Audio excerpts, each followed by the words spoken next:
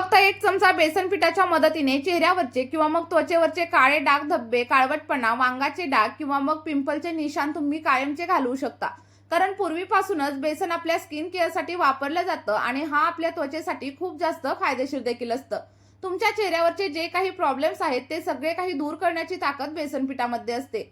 तुमच्याही चेहऱ्यावरती काळवटपणा आलेला असेल, डाग धब्बे असतील किंवा मग वांगाचे डाग असतील, चेहऱ्यावरती सुरकुत्या पडलेल्या असतील, तर सगळं काही दूर करण्याचं काम आजचा आपला हा पॅक करणार आहे.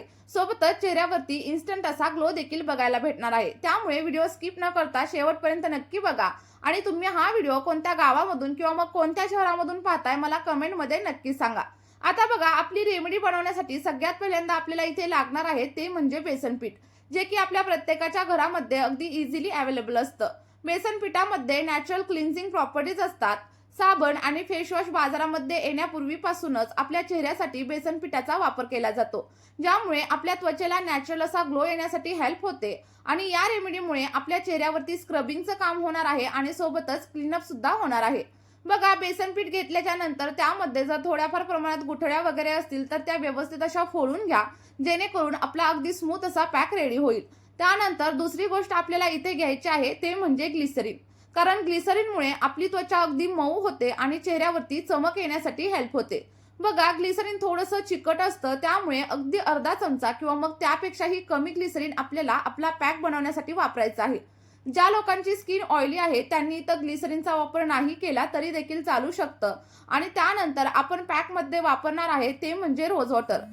जर वाढत्या वयामुळे तुम्हाला तुमच्या चेहऱ्यावरती फाईन लाईन जाणवत असतील, सुरकुत्या जाणवत असतील, तर तुम्ही रोज सकाळी ग्लिसरीन आणि सोबतच रोज वॉटर एकत्र करून चेहऱ्यावरती लावा. बघा, तुम्हाला खूप छान असे फायदे भेटणार आहेत. आणि रोज वॉटर सुद्धा आपल्या त्वचेला अगदी हायड्रेट ठेवण्यासाठी मदत करतं. सध्या तर उन्हाळा चालू आहे, त्यामुळे चेहऱ्यावरती भरपूर असा घाम येतो आणि घाण जमा होते आणि त्यामुळे हळूहळू पिंपल सुद्धा यायला सुरुवात होते. जर तुम्ही रोज वॉटर जर वापरलं ना, तर चेहऱ्याच्या सगळ्या काही समस्या हळूहळू कमी होण्यासाठी तुम्हाला इथं हेल्प होणार आहे. त्यानंतर आपण इथे कच्च्या दुधाचा देखील वापर करणार आहे, कारण कच्च्या दुधामध्ये लॅक्टिक ऍसिडचं प्रमाण भरपूर असतं, ज्यामुळे आपल्या चेहऱ्यावरची जी काही घाण असते ते निघून जाते आणि चेहरा अगदी क्लीन होण्यासाठी आपल्याला हेल्प होत असते. बघा, आपण मार्केटमध्ये किंवा मग पार्लरमध्ये जाऊन भरपूर असे पैसे खर्च करत असतो आणि एखादं प्रोडक्ट विकत घेतो किंवा मग एखादी ट्रीटमेंट घेतो, तेव्हा बऱ्याच वेळा त्यामध्ये भरपूर असे केमिकल्स असतात, पॅराबिन्स असतात, सल्फट असतात, ज्यामुळे तुमच्या चेहऱ्यावरती अगदी तात्पुरत्या स्वरूपात तुम्हाला रिझल्ट दिसतो किंवा कधी कधी तर तो देखील दिसत नाही. पण जेव्हा आपण घरगुती अशा होम रेमेडीज वापरतो ना, तेव्हा ते आपल्या स्किनसाठी अतिशय सेफ असतात. कारण याचा कोणताही साईड इफेक्ट आपल्या केसांवरती अजिबातच होत नाही. कारण आपण नेहमी बघा, होम रेमेडीज ट्राय करण्याच्या अगोदर पॅच टेस्ट करतो आणि त्यामुळे आपल्याला ह्या अगदी सेफ वाटतात. बघा, साधारणतः 1 चमचा एवढं कच्चं दूध आपण यामध्ये ऍड केलेलं आहे आणि त्यानंतर सगळा काही पॅक व्यवस्थित असा मिक्स करून घ्यायचा आहे. जर तुम्हाला पॅकची कन्सिस्टन्सी थोडीशी घट्ट वाटत असेल किंवा मग पातळ वाटत असेल, तर तुम्ही याच्यामध्ये थोडंसं बेसन ऍड करू शकता आणि जर घट्ट वाटत असेल तर आणखी थोडंसं दूध देखील याच्यामध्ये ऍड करू शकता. आता बघा, व्यवस्थित असं मिक्स करून झाल्याच्या नंतर सगळ्यात शेवटी आपण इथे ऍड करणार आहे ती म्हणजे हळद. कारण हळद आपल्या त्वचेसाठी अतिशय महत्त्वाची मानली जाते, कारण यामध्ये अँटीबॅक्टेरियल आणि सोबतच अँटीसेप्टिक असे गुणधर्म असतात. सोबतच जर आपल्या चेहऱ्यावरती कुठेही खाज येत असेल, चेहऱ्यावरती इन्फेक्शन असेल, पिंपल्स असतील किंवा मग रेडनेस असेल, तर हे सगळं काही कमी करण्यासाठी हळद अतिशय फायदेशीर असते. त्यासाठी आपण फक्त एक चिमूटभर एवढीच हळद आपल्या या पॅकमध्ये ऍड करणार आहे.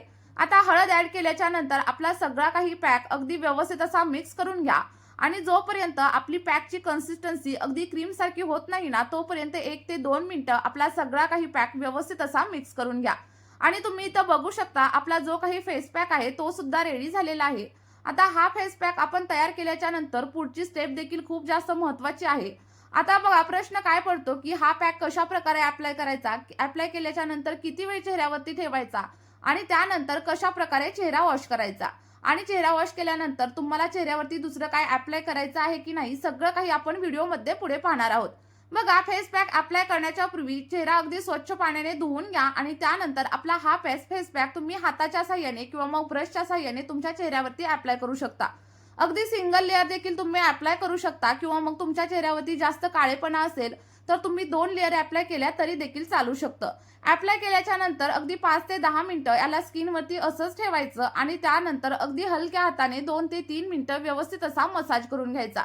आणि मसाज केल्याच्या नंतर अगदी थंड पाण्याने आपल्याला चेहरा धुवून टाकायचा आहे आणि त्यानंतर जो काही रिझल्ट भेटेल ती तुम्हाला मी व्हिडिओच्या अगदी शेवटी शेअर देखील केलेला आहे, त्यामुळे व्हिडिओ शेवटपर्यंत नक्की बघा. हा अप्लाय केल्याच्या नंतर आपण जेव्हा पण चेहरा वॉश करू तेव्हा एखाद्या मॉइश्चरायझरचा वापर तुम्ही नक्की करा. चला तर मग या व्हिडिओमध्ये आपण इथेच थांबूया. भेटूयात अशाच एका नवीन व्हिडिओमध्ये आणि एका नवीन अशा नैसर्गिक रेमेडी सोबत. तोपर्यंत तुम्ही आपली ही रेमेडी ट्राय करून बघा आणि तुम्हाला जे काही रिझल्ट भेटतील ते आपल्या या व्हिडिओच्या कमेंटमध्ये नक्की शेअर करा. आणि सोबतच तुम्ही आपला हा व्हिडिओ कोणत्या गावामधून किंवा मग कोणत्या शहरातून पाहताय ते देखील नक्की सांगा. बाय.